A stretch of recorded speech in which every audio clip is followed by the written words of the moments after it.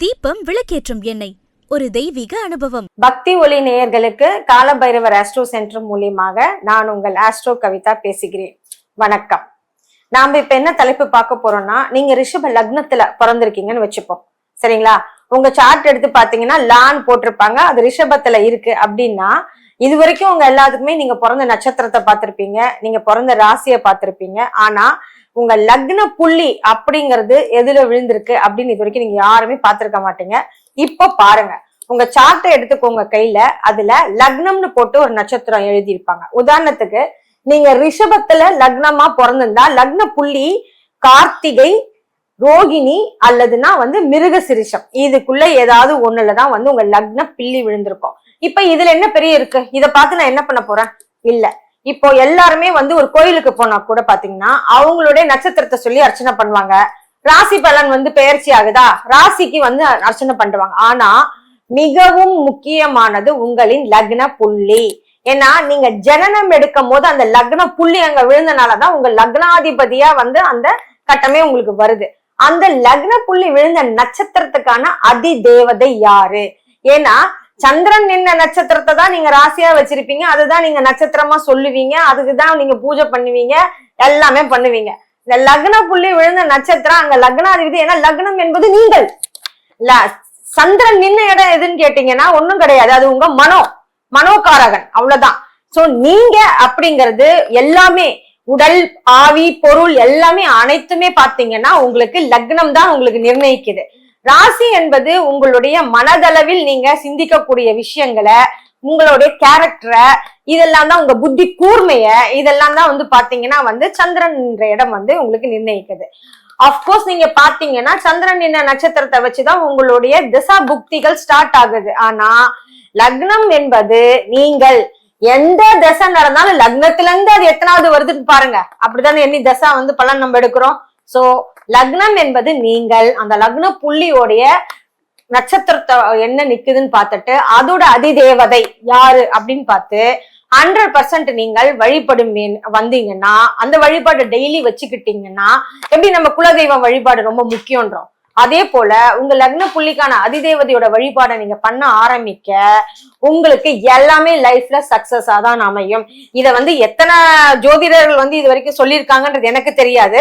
ஆனா எனக்கு பாடம் எடுத்த குரு, அவரின் குரு, இவர்கள் எல்லாம் எனக்கு சொல்லி கொடுத்த அந்த வித்தையை தான் இப்ப நான் உங்களுக்கு இங்க சொல்லிக்கிட்டு இருக்கேன். இன்னைக்கும் என் கிளாஸ்ல இருக்கிற எல்லாருக்குமே அவங்க மத்த எல்லா லெவல்லையும் கம்ப்ளீட் பண்ணும் போது நான் கண்டிப்பா அவங்களுக்கு ஒரு ஹிண்ட் கொடுக்குறேன்.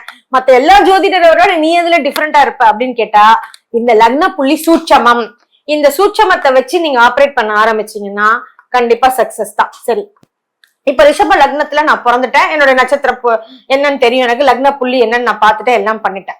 எதெல்லாம் எனக்கு பிளஸ், எதெல்லாம் மைனஸ், எதை பண்ணா மேல போயிட்டே இருக்கலாம். இதுதான் எல்லாருக்குமே வாழ்க்கையில தேவையான ஒரு விஷயமா கூட இருக்கும். உங்களுக்கு பாத்தீங்கன்னா பேசிக்காவே சுக்கிரன் அப்படின்றவர் தான் இந்த ரிஷபத்துக்கான ஒரு நட்சத்திரக்காரரார் வராரு. இந்த சுக்கிரன் எதுக்கெல்லாம் அதிபதியா ஆவார்னு கேட்டீங்கன்னா, அவர் பாத்தீங்கன்னா பொதுவாவே செல்வம், மகாலட்சுமி அம்சம் கொண்ட ஒரு இடம் தான் உங்களுக்கு பாத்தீங்கன்னா சுக்கிரனின் வீடு. சோ சுக்கிரனின் வீடானது எப்பயுமே அப்படின்னு பாத்தீங்கன்னா நீட்டா இருக்கணும், லைம் லைட்ல இருப்பாங்க. 10 பேருக்கு நடுவுல நான் பளிச்சுன்னு தெரியணும், எனக்கு எல்லாமே பாத்தீங்கன்னா நீட் அண்ட் கிளீனா இருக்கணும். இந்த மாதிரி கேரக்டர்ஸ்லாம் அவங்க கிட்ட பேசிக்காவே இருக்கும். உங்களுக்கு சக்சஸ் கொடுக்கணும் அப்படின்னு சொன்னாக்கா பேசிக்கா நீங்க கத்துக்க வேண்டியது டைம் டிசிப்ளின்.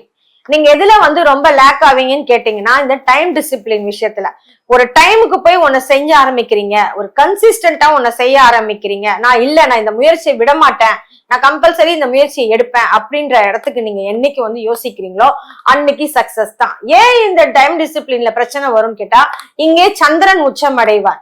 சந்திரன் பொதுவாகவே 15 நாளைக்கு ஒரு தடவை தேய்ந்து வளர்ந்து வரக்கூடிய ஒரு கேரக்டர் கொண்டவர் தான்.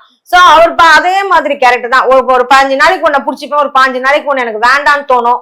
நீங்க எல்லா விஷயத்துலயுமே அப்படி பண்ணுவீங்கன்னு நான் சொல்ல வரல. பட் சில விஷயங்கள் நீங்க அந்த மாதிரி பண்ணும் போது என்ன ஆகும்னா, அது லைஃப்ல சக்சஸ் உங்களுக்கு கொடுக்காது. ஏன் இப்படியே கூட எடுத்துவாங்களாம், திடீர்னு பாத்தீங்கன்னா இளமை பருவத்துல ஒரு பொண்ணு பிடிக்கும், ஒரு 2 வருஷம் கழிச்சு பார்த்தா இந்த பொண்ணு வேணா வேற பொண்ணு பிடிக்குது எனக்குன்ற மாதிரி போயிடுவீங்க. இதுதான் அந்த இடத்துல வீக் பாயிண்ட்.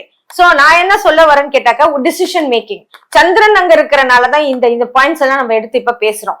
ஒரு டிசிஷன் எடுக்கிறீங்கன்னா கொஞ்சம் அலசி ஆராய்ஞ்சு அதுக்கப்புறம் 4 பேரையும் கேட்டு இதெல்லாம் பண்ணீங்கன்னு வச்சுக்கோங்களேன், உங்க லைஃப்ல உங்களை சக்சஸ் யாராலுமே தடுக்க முடியாது. சோ நான் இங்க சொன்ன பாயிண்ட்ஸ் என்ன, நீங்க ஃபர்ஸ்ட் டைம் மேனேஜ்மெண்ட் கத்துக்கணும் கண்டிப்பா.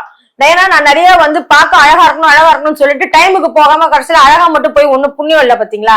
அதனால டைம் மேனேஜ்மெண்ட் ரொம்ப முக்கியம். எதை செஞ்சாலும் வந்து ஒரு கன்சிஸ்டன்சியா நீங்க செய்யணும். இப்ப நான் இதை செஞ்சேன், எனக்கு இதுல ரிசல்ட் வரல, இதை விட்டுட்டு நான் திடீர்னு புதுசா ஒண்ணு போறேன் அப்படின்னு சொன்னாக்க திடீர்னு வந்து கன்ஸ்ட்ரக்ஷன்ல இருந்து சர்க்கஸ்க்கு போக முடியாது. கரெக்டுங்களா?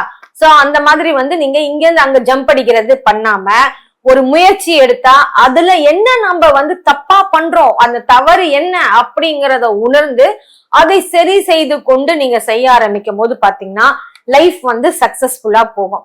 உங்களுக்கு அனுகூலமான வந்து ஒரு திசைன்னு பாத்தீங்கன்னா உங்களுக்கு கிழக்கு சாதகமான திசையா இருக்கும். உங்களுக்கு உங்களுடைய அனுகூலமான நிறம் என்னன்னு பாத்தீங்கன்னா ஹாஃப் ஒயிட் உங்களுக்கு ரொம்ப சக்சஸ் கொடுக்கும். அதே போல பாத்தீங்கன்னா உங்களுக்கு ரிஷபத்துக்கு பயங்கர பாக்கியத்தை கொடுக்கக்கூடியவர் சனி தான். ஆனா ஸ்ட்ரைட்டா கருப்பு கலர் நான் போய் யூஸ் பண்ணிட்டோமான்னு கேட்டா கூடாது. ஏன்னா உங்க ராசி என்னங்கறது நம்ம இங்க பார்க்க கிடையாது, உங்களுடைய லக்னத்தை அடிப்படையா வச்சுதான் பார்த்திருக்கோம். அதனால கிரே யூஸ் பண்ணலாம், வயலட் யூஸ் பண்ணலாம், இல்லைன்னா வந்து கொஞ்சம் டல் சிமெண்ட் கலர் இந்த மாதிரிலாம் சொல்லுவாங்க பாத்தீங்களா, ஆஷ், இந்த கலர்லாம் நீங்க யூஸ் பண்ணா உங்களுக்கு கண்டிப்பா சக்சஸ் கொடுக்கும்.